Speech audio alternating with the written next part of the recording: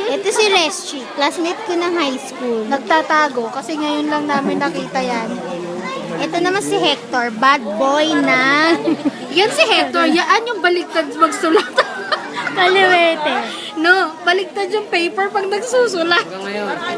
Parang si Aimee yata yun. Ito si Angel. Matindi siya. Tumaba na ng bonggang-bongga. Si Rochelle with her happy. Rochelle! Rochelle! Rochelle! Say hi! Mamimiss ko kayo. Kaya papanoorin ko to. Ito si Beth. Hindi ko na tinuloy. Video yan, girl.